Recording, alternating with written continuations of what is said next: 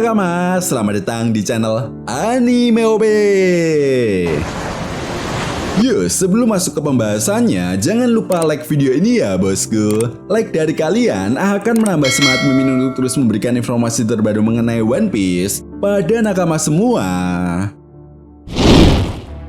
Nah, melanjutkan cerita yang terjadi di chapter sebelumnya, manga One Piece chapter 1136 kali ini diawali dengan memperlihatkan suasana di desa Elbaf, tempat di mana kelompok bajak laut topi jerami dan para raksasa sedang mengadakan pesta untuk penyambutan kelompok bajak laut topi jerami.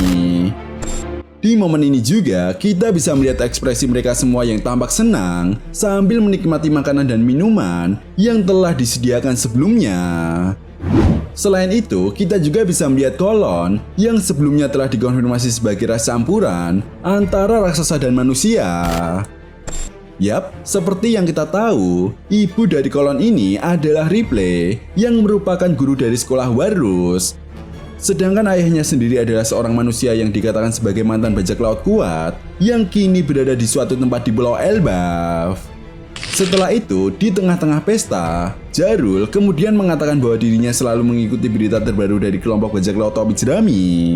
Nah, seperti yang dijelaskan di chapter sebelumnya, Konyus memang tidak mendistribusikan koran mereka ke Pulau Elbaf, namun para raksasa ini bisa mendapatkan berita terbaru tersebut dari koran yang dibawa oleh para nelayan dan langsung membawanya ke perpustakaan burung hantu. Sehingga dengan kekuatan buah iblis ekonomi yang dimiliki oleh Biblo, koran tersebut pun bisa berubah menjadi besar dan para raksasa pun bisa membaca berita dan mengikuti perkembangan yang ada di dunia One Piece. Jadi tidak mengherankan jika di chapter 1136, Jarul mengetahui sepak terjang dari kelompok bajak laut topi jerami. Jarul juga menegaskan dirinya percaya bahwa suatu saat nanti Luffy bisa menjadi bajak laut yang mampu menaklukkan dunia, seperti halnya kapten dari ayah Kolon saat dirinya masih bergabung dengan bajak laut tersebut. Nah, tentu saja hal ini pun membuat Luffy penasaran dan bertanya siapa sebenarnya kapten dari ayah Kolon saat dirinya masih bergabung menjadi bajak laut dulu, dan apakah dia adalah bajak laut terkenal. Mendengar pertanyaan dari Luffy, Jarul pun kemudian tertawa dan mengatakan, "Apa kau tidak tahu siapa yang kumaksud anak muda?" Luffy pun hanya bisa terdiam sambil berpikir. Nah, sementara Jarul sambil melihat kepolosan Luffy, Jarul lalu mengatakan dia adalah sang raja bajak laut Goldie Roger. Jelas mendengar hal tersebut, Luffy dan kelompok bajak laut topi jerami sangat terkejut ketika mendengar jawaban dari Jarul. Bukan hanya itu saja, Jarul juga menegaskan jika ayah Kolon bukanlah kru biasa dari kelompok bajak laut Roger, tapi dia adalah kru terkuat dari kelompok bajak laut Roger dan merupakan trio monster di kelompok Roger. Luffy pun kemudian menjawab, apa ayah Kolon adalah Rayleigh. Pak tua itu pernah melatihku dan merupakan orang yang sangat kuat.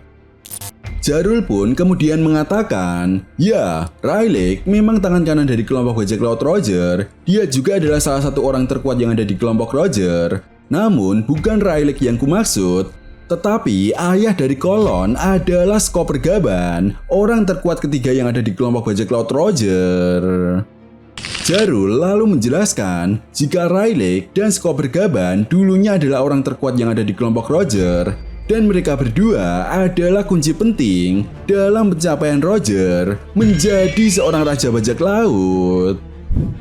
Jelas hal ini pun membuat Luffy dan yang lainnya terkejut lagi. Bahkan Usopp sampai mengatakan apakah Skopper Gaban mengetahui tentang lokasi Pulau Locktail dan harta karun One Piece yang sebenarnya. Sambil tertawa, Jarul kemudian menjawab, tentu saja mereka semua mengetahui hal itu. Jarul juga menegaskan, jika kau bertanya seperti itu pada Rayleigh ataupun Skopper Gaban, pasti mereka akan memberitahumu. Tetapi aku yakin, kaptenmu pasti akan menghentikanmu untuk menanyakan hal tersebut. Sambil terdiam, Usopp lalu melihat wajah Luffy yang sangat serius. Bahkan di momen ini, Usopp teringat kembali ketika dia dibentak dan dimarahi oleh Luffy saat di Sabaody, ketika Usopp menanyakan apa itu One Piece kepada Rayleigh dulu. Cerita lalu beralih dan membawa kita ke dalam kastil, tempat di mana kedua orang sosok misterius ini berada. Nah, setelah sebelumnya berhasil mengalahkan salah satu penjaga raksasa karena tidak mau memberitahu di mana Pangeran Loki berada, kali ini wanita misterius itu juga menghabisi salah satu penjaga lagi dengan cara yang sama. Namun menariknya, di saat yang bersamaan, tiba-tiba kita melihat sosok yang sangat mirip dengan Skoper Gaban, di mana dia mengenakan topi khas Wano, sama persis dengan siluet yang ada di akhir chapter 1132. Dan kemungkinan besar, dia adalah sosok yang dikatakan oleh Jarul, yang merupakan ayah dari Kolon. Dan benar saja, dalam sebuah halaman ganda yang sangat epik, kita pun diperkenalkan Skoper Gaban, sang mantan anggota bajak laut Goldie Roger, sambil memperlihatkan dan memperkenalkan dua sosok misterius yang ternyata adalah anggota Kesatria Suci. Namun sayangnya, kita belum diperlihatkan identitas nama mereka yang sebenarnya. Skoper Gaban pun kemudian mengatakan, rupanya kalian semua sudah mulai melakukan pergerakan. Nah, menariknya, di sini Skoper Gaban menyadari jika salah satu anggota dari Kesatria Suci sangat mirip dengan Seng. Namun, Skoper Gaban ragu apakah dia Seng atau bukan, karena dirinya sudah lama sekali tidak bertemu dengan Seng. Sementara itu di sisi lain, tiba-tiba anggota Kesatria Suci tersebut mendapatkan panggilan dari Gorosei melalui telepati.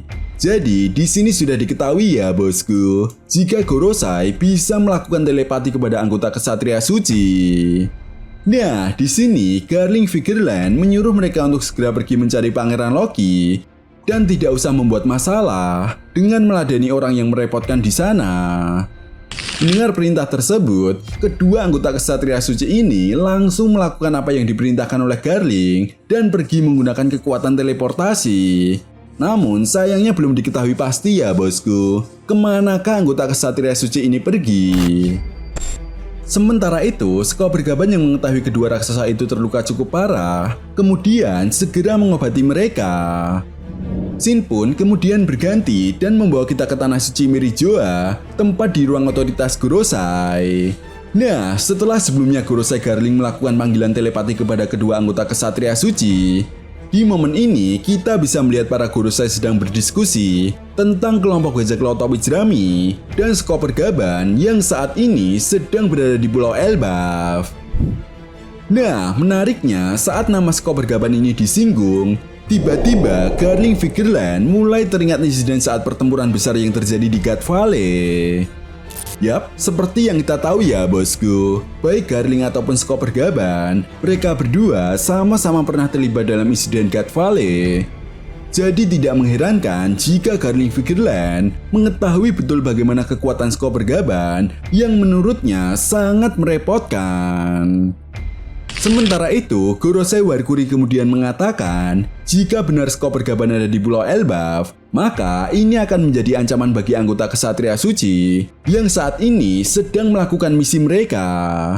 Di sisi lain, Gorosei Jupiter juga menanggapi, sungguh mengejutkan jika Skoper Gaban, Pangeran Loki, dan Yonko Mugiwara Luffy bisa berada di tempat yang sama saat ini. Garling lalu mengatakan bahwa menurutnya justru hal ini bisa menjadi sebuah kesempatan emas bagi kita untuk menghabisi mereka semua sekaligus, karena ketiga orang itu bisa menjadi ancaman yang sangat nyata bagi pihak pemerintah dunia.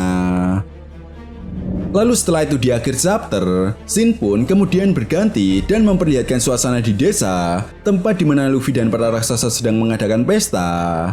Yap, di momen ini setelah mengobati para penjaga yang sebelumnya terluka, akhirnya Skoper Gaban muncul sambil berteriak, "Sisakan makanan dan sake untukku." Chapter pun kemudian ditutup dengan memperlihatkan tatapan tajam Luffy kepada Skoper Gaban. Begitupun dengan Skoper Gaban sambil saling memperebutkan makanan. Nah, itu tadi merupakan analisa manga One Piece chapter 1136. Jika kalian punya pendapat lain atau teori tentang pembahasan kali ini, silakan tuliskan pendapat kalian di kolom komentar ya, bosku. Oke, sampai di sini dulu pembahasan kita kali ini, and see you next time.